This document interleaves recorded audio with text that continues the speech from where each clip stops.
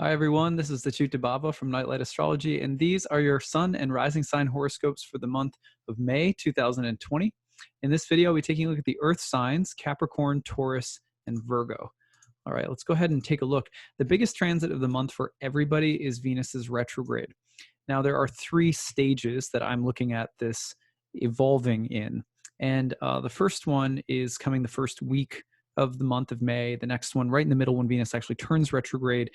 And then the third and final one, which I'm actually starting every horoscope with this month as a way of kind of encapsulating the whole month, which happens on around the 22nd and 23rd of May. Here you can see right about the 22nd and 23rd, we've got Venus and Mercury in a conjunction. Both of them are square to Neptune. This is the second time during the month that Venus is going through the square to Neptune, once in forward motion, once in retrograde motion. Mercury is also going through the square to Neptune right around this time. And then we've got a new moon in Gemini around the exact same time. So this is happening if you're a Capricorn rising, all in your sixth house. And it is forming a square with Neptune in your third house. Now, around the 12th into the 13th, Mars will also enter Pisces and start intensifying this general dynamic between the Gemini Pisces axis, or the third and the sixth house square in your chart. So let's talk about, first of all, what the sixth house is all about and what it might mean that Venus is about to retrograde in your sixth house. So first of all, the sixth house was traditionally called the joy of Mars and the house of misfortune. It was related to accidents and injuries and sickness and drudgery and even like servitude or slavery. And it's also related to like military service and conflict and war and all manner of hardships or misfortune generally. However, it's also a place where people serve. They serve in the military, they fight for a cause, or they might even be in the trenches in the war zone, so to speak, tending to people who are wounded or ill or sick. So for that reason, it's a house that's associated with surgery and medicine and even things like social workers, anyone who helps. But it's not that the house is actually a house of health, it's that it's the place of disease and suffering. So anything to do with bringing harmony, love, peace, joy, or happiness into a place of suffering would make sense for Venus's retrograde in your sixth house. It could be that those themes are really important to you this month, whether it's you getting involved in some kind of charitable action or trying to beautify, fix, help, or heal something, or whether it's needing that and needing to receive it from other people. It could also be with Venus retrograde in the sixth house that you're dealing with various misfortunes or difficulties or ill health or whatever with regard to, a spouse or a loved one or someone that you're in a romantic relationship with. So a little bit more combativeness or edginess when Venus is retrograde in the sixth house in your relationships. If you employ anyone, there could be some troubles with, people that you employ. There could also be potentially some issues. Venus is the ruler of your fifth house of children, and there is going to be some action in the month in your fifth house as well. So you also want to look out for the health of your children and just, being a little bit extra cautious around your children's well-being this month. It could also be that your children are just getting on your nerves a little bit more, especially if you're quarantined. That can be a theme as well. Also, the square from Neptune in the third house, it's in the house of the mind, a house that's related to speech and the mind and learning and sharing something of your voice with the world. There could be a feeling of being overwhelmed this month because the sixth house can be pretty intense and Neptune can be pretty overwhelming. So don't be surprised if there's a degree of mental or emotional overwhelm that you're experiencing, but also healing of the mind and healing insights, words and thoughts that heal, and also working on different patterns of speech or communication and relationships, and potentially looking for some way of mending or healing hurts from the past even. So those are all things that can come up. You can also look at the potential for some challenges around siblings, or for there to be a lot of busyness or just hustle and bustle. That's a third house thing that is, again, overwhelming in some way. And that's a Neptune effect in the third house. Now there are, again, three stages of this transit to watch for. The first is between the 1st and 5th of the month. The next is when Venus turns retrograde around the 13th and 14th. And then there's that new moon in Gemini in your 6th house squaring with Mercury, Venus and Mercury squaring Neptune again between the 22nd and 23rd. So it's an all month long story. The other thing that this house axis is good at that I should mention is you have transits between this house. You usually see some degree of, let's say, identifying, analyzing, or critiquing something and then needing to fix it, or utilizing some form of technology to fix a problem, or something like that. Learning can be a part of this, and also identifying problems, fixing them, and learning and teaching or communicating. So you'll often see like speech pathologists that have strong third house, sixth house action, where they're good with words and language. They're also good at identifying problems, and they have a therapeutic ability all at once. Little stuff like that. Anyway, those are just a few themes to think about. There's some big transits otherwise in the month that I want to make you aware of. Starting on about May 4th, there's going to be a cazimi between, Mercury is going to be at the heart of the sun. That's in your fifth house. Now, this transit is followed by Mercury's square to Mars in your second house between May 9th and May 11th. So you've got a Mercury cazimi in the fifth, followed by a Mercury-Mars square from the fifth to the second. This transit feels to me like a kind of creative epiphany. Mercury at the heart of the sun often comes through with the need to communicate or speak something, or a message coming out clearly, a kind of a moment of insight, and then Mercury squares Mars and wants to put it into action. So really, great for kind of dissecting and analyzing things, and then sort of mobilization of mental energy to get something done.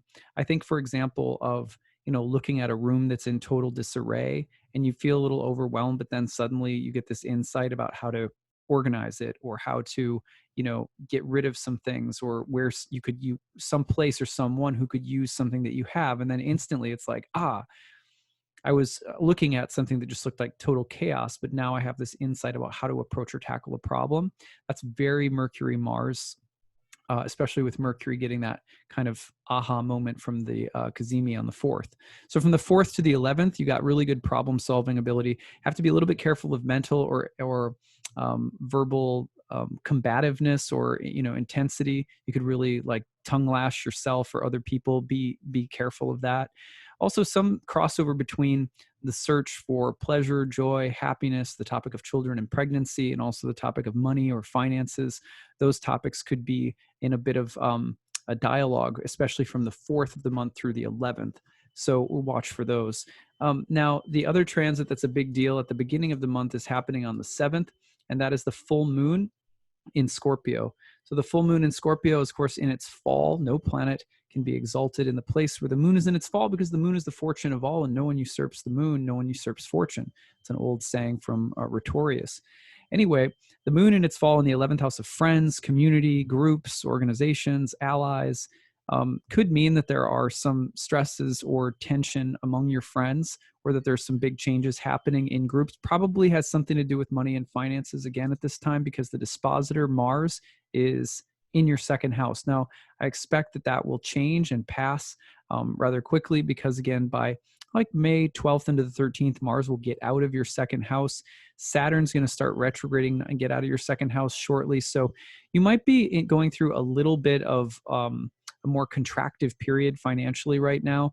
And this full moon could amplify that a little bit, especially, involving larger social groups, or organization, like something happening at your job, some change in the organization might have a little bit of a difficult impact on your finances.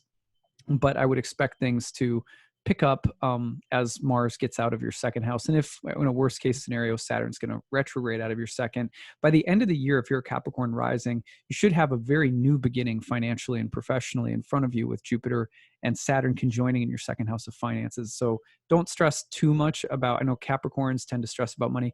Don't stress too much about money, because by the end of the year, you'll be in a very different space. This full moon could draw out a little bit more tension around finances and groups of people or organizations or friends. Okay, so let's wind this back up again and take a look at Taurus. So I'm going to put us again for Taurus. I'm going to put the new moon on to, going to put us on the new moon of the 22nd, 23rd, and we're going to put Taurus on the ascendant. And for you, Taurus, it's all about the financial house. Big changes happening in the financial house, really new period of your life beginning there. I mean, from April until August, you have Venus doing its retrograde in your second house of money and finances.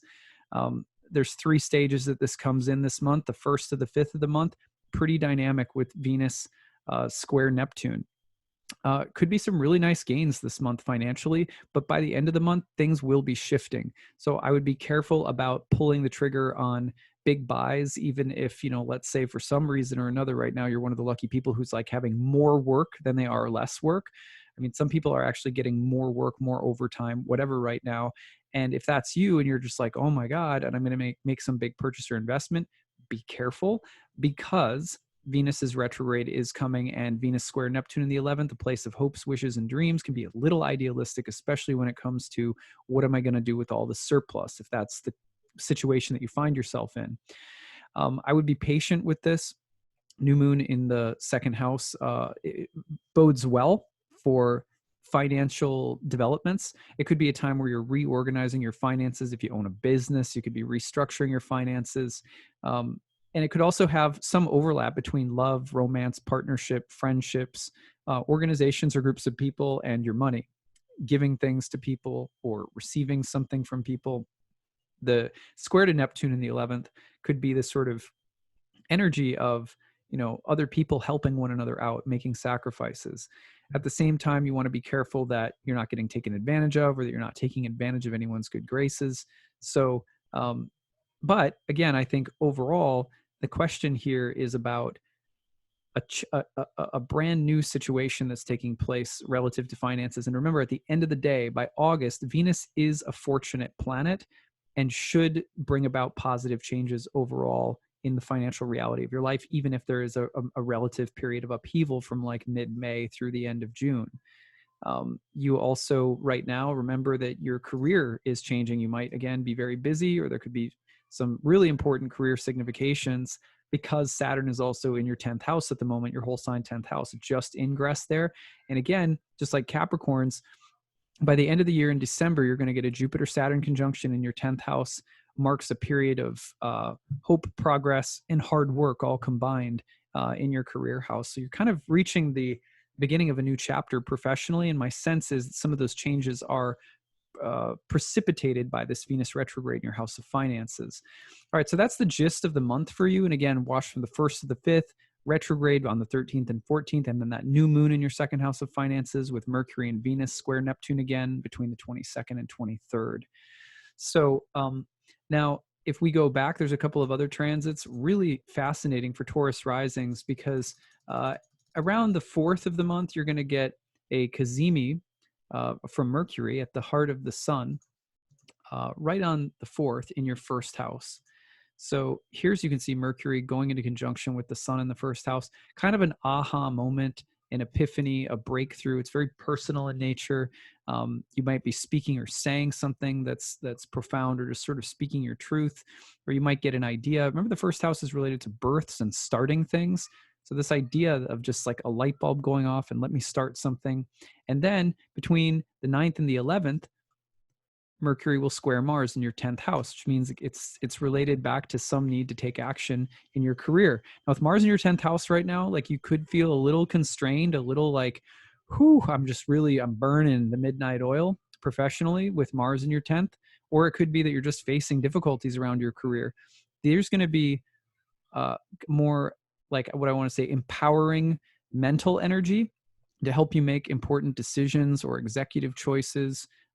So it feels a little entrepreneurial, at the very least very productive. At the same time, you could become a little bit more mentally agitated, or just a little bit combative mental energy, because Mercury square to Mars will sometimes bring that. So be careful that you're not pouring too much gas on the fire, especially around career, say between the 9th and the 11th, especially as Mercury squares Mars. And then on the 7th, maybe the full moon that's most impactful for any sign is going to be Scorpio and Taurus this month. And for you, Taurus, that full moon in Scorpio falls in your 7th house of relationships. Now that's a very impactful, dramatic, heavy, intense energy with the moon in its fall and Mars's sign in the 7th house. That can mean that there are just some dramatic shifts or changes happening in a spouse's life or their family, or something peripheral that's going on with a spouse or partner. But it could also pertain to the relationship itself, meeting someone or just having a more intense emotional exchange. So you want to watch for that energy. It's a little bit more volatile in the area of relationships. It could also mean that there are some really important, Scorpio loves to go deep and likes to go right to the core of an issue, and there could be a breakthrough in your relationships as well, in business or personal relationships, just reaching some kind of crescendo and the potential to confront something, but also break through some kind of limitation or barrier in a relationship. So that's what I've got for Tauruses for the month. Let's wind it back up and take a look at Virgo rising. So put Virgo on the ascendant, and then we're going to take this forward to the new moon again between the 22nd and 23rd. Now for mutable signs, mutable signs are getting the Venus retrograde transit the hardest, you could say, or the most active or busy or dynamic. And that's because the mutable signs are, when you're mutable sign rising like Virgo or Pisces or Sag or Gemini, you're getting Venus retrograde in one of the angles and you're getting Neptune in one of the angles. This just makes it a lot more dynamic. Now, the new moon in Gemini is going to fall in your 10th house of career around the 22nd or 23rd. Mercury and Venus are conjoining in your career house at that time, both square to Neptune in your 7th house. And then wind it back a little bit. In the middle of the month, 13th and 14th, Venus turns retrograde in your 10th house. The 1st and the 5th, Venus and Gemini in your 10th house squares Neptune in the 7th. So it is a story of 10th house for you this month. That's your career house. So it's really busy in that area. It's also your interaction with the public world, and in a sense, your destiny out in the world. How you make a name for yourself, whether you're famous or infamous in your relative circle of people, in your tribe, community, your family, whatever. Or it speaks to the broader, career area of your life and some other things like that. So the workplace, work, reputation, work in the world, those themes are really pronounced this month, and they're running into squares with Neptune in the 7th house of relationships and marriage. So, you put those two areas in kind of tension with one another, and it feels like a very socially defined month with potential for big changes happening around your professional life or your career, your reputation in the world, but toned also by the kinds of things that are happening in your intimate relationships or the more intimate connections that you have. So that's where the focus is for the month. Now, Venus in your 10th house can also have to do with relationships, love, romance, beauty, sexuality, and it may come up somehow in the workplace. But it could also, you have to be a little bit careful because this Venus retrograde could also be a little scandalous in the 10th house with a square to Neptune. So you want to be careful about things like deception, gossip, betrayal, or lust, and getting into trouble in some way for that. For example, I hate to say it, but this is the kind of transit where you could see a certain level of like deception or, gossip or even people cheating. So you do want to be a little bit cautious of those energies, like just flirtatious energies, let's call them in general, or tempting energies. But on the other hand, there can be some artistic energy or inspiration that comes through your career house this month that's, almost sort of otherworldly and inspired, imaginative. That's the Neptune dimension of this. Venus retrograde can also signify some kind of change around, Venus is the ruler naturally of your 2nd house of finances and money. So it can signify some kind of change in both work and finances, and watch for that change to start around the middle of the month and then grow really intense with this kind of seed being planted of newness, a new seed, a new chapter in career, but related to finances by the 22nd and 23rd. So watch for the overlap again, generally speaking, between career and relationships with the 10th and the 7th highlighted. 10th more, the career area is definitely in the spotlight for you this month. Okay, so a few other transits that we want to mention at the very beginning of the month, around May 4th. You're going to have the Mercury Cazimi at the heart of the sun in your 9th house. And then between the 9th and the 12th, Mercury will square Mars in Aquarius in your 6th house. First of all, this has the 9th house feeling of, higher thought, higher mindedness, intellectual or spiritual inspiration, teachers and teaching, some kind of higher awareness that is, or message or information that is coming through and speaking to you somehow. But it's also mobilizing you and wanting you to, it's going to call on you to take action or to make some kind of critical analysis or decision as Mercury then goes on to square Mars between the 13th and the 14th. The 6th house Mars is a happy Mars, but it's also an intense, hardworking. The 6th house was traditionally called the joy of Mars. So this is a Mars that's going to be extra Marsy. And when Mercury gets into that square with Mars, essentially the energy is one of potentially combative thoughts, words, ideas, or opinions. Coming from the 9th house, that could get a little dogmatic or a little overly aggressive. That's a warning for everyone this month, but especially when it comes to beliefs, religion, politics for you if you're a Virgo rising, and also some degree of, say, prejudice or discrimination or unfairly judging something. And also you could look at the potential to be almost like accident prone when it comes to your speech. So those are some things that I would really be careful of if I was a Virgo rising this month. But on the other hand, there's, certain things that come through and sort of galvanize us. And I feel like inspiration and decisive action and judgments that need to be mobilized and acted upon come between the 4th and the 12th for you Virgos this month. So that is what I've got for you if you are a Virgo. Actually, one more thing, which is that on the 12th and the 13th, Mars is going to enter Pisces, your 7th house, starting to add a little bit more heat and intensity to the area of relationships. That plays in on that tension between work and relationships, but you might notice things becoming just a little bit more intense or in relationships between the 12th and the 13th of the month. So that does it in full for all of the earth signs. I would love to hear from you guys and hear how your month goes. Come back, listen to this a few times. Be sure that you check back in, because that's how you can actually see how the transits have played out and how they've affected you. And that's how you get better at reading and discerning horoscopes for yourself. It's always better if you can listen to a horoscope and develop some familiarity with your own chart in relation to these transits and see how they play out. So be sure to also check out my overview for the month of May. Lots of good things to talk about this May. I look forward to going through each of the transits one by one together with you guys. All right, until we talk again, take it easy.